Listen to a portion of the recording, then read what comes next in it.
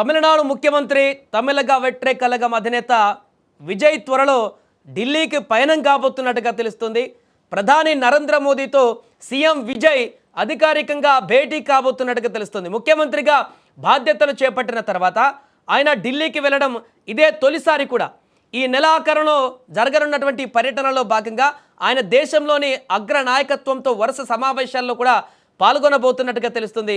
విశ్వసనీయ వర్గాల సమాచారం ప్రకారం మే 18 తర్వాత తమిళనాడు కేబినెట్ విస్తరణ జరగవచ్చు. ఆ తర్వాత మే 3వ లేదా ఈ నెలాఖరున విజయ్ 2 రోజుల పాటు ఢిల్లీలో పర్యటించేటువంటి అవకాశం ఉంది.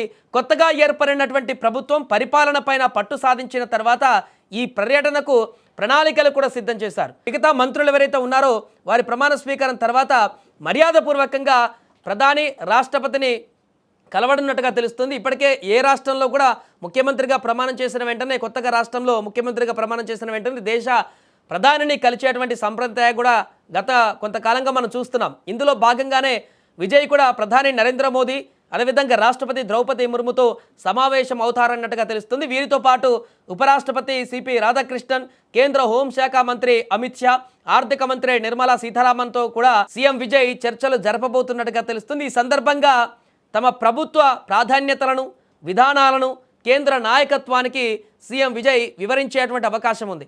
రాష్ట్రానికి సంబంధించిన ఆర్థిక అవసరాలు, పెండింగ్లో ఉన్న నిధుల విడుదల, నష్టపరిహార బకాయిలు, కేంద్ర ప్రయోజిత పథకాలకు అదనపు సాయం వంటి డిమాండ్లతో కూడిన ఒక వినతి పత్రాన్ని కేంద్రానికి సమర్పించనున్నారు.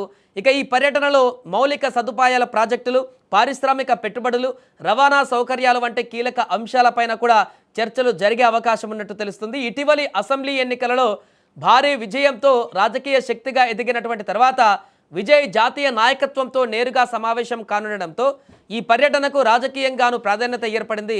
సో ఈ భేటీల ద్వారా కేంద్రంతో సత్సంబంధాలు నెలకొల్పుకొని రాష్ట్రంలో తలపెట్టినటువంటి అభివృద్ధి కార్యక్రమాలకు సహకారం పొందాలని కూడా టీవీకే ప్రభుత్వం భావిస్తున్నట్టుగా తెలుస్తుంది.